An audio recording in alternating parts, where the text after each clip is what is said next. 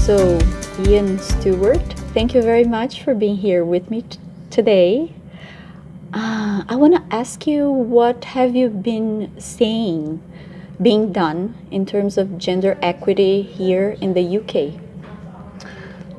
So in the UK, in the academic landscape, we have recognised that there are issues in terms of gender equity and equality. And one of the main things that exists nationwide is something called the Athena Swan initiative. And all of the universities try to get accreditation with this program called Athena Swan, and it's all about making sure that we accommodate anyone, regardless of whether they are female, male, different people of colour and things like that. It's about trying to remove discrimination from the workplace, and that includes promotions and things like that. And so we are aware of there being a gap, and people are trying to close these gaps. And we have nationwide programs, and we can try and get gold, silver, bronze in these things. But obviously there's still a huge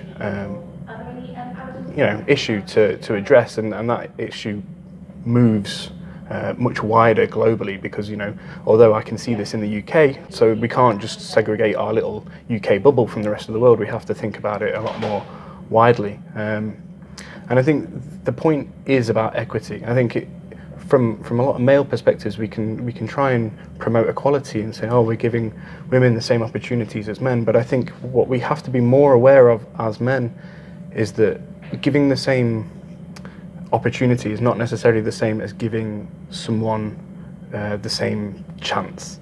And what I mean by that is that a lot of women will have other responsibilities that may culturally not go straight to the man. There might be childcare arrangements, there might be all sorts of other things that are specific to females, and it's about us being more aware of those so that we can factor those in when we're trying to be equal.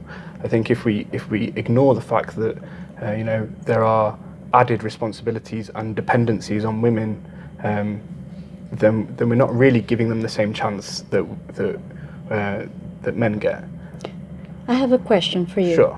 So, you're white. I am. You're male. I am. Why do you care? Because I'm human, and I live in 2019. I don't want to see people as what body parts they have or what colour of skin they have. I think everyone has a voice, and I think the academic landscape is we have more value in our community if we let everyone have a voice. And so that's kind of why I care. I care from a moral standpoint. It's not fair to not have a full picture. And then from a scientific point of view, for better or worse, the scientific community does tend to have kind of a more progressive outlook on life. And I think if we can be more progressive, and we come up with new research and new discoveries and new innovations, and the world follows us, then we have to be more progressive in our mindset as well. We have to be more open and non-discriminatory, because then the world will come with us. We are part of the same society, but at the same time we're pioneers, and I don't think we just have to be pioneers in our scientific endeavours. I think we can be pioneers just in the way that we think and include people as well.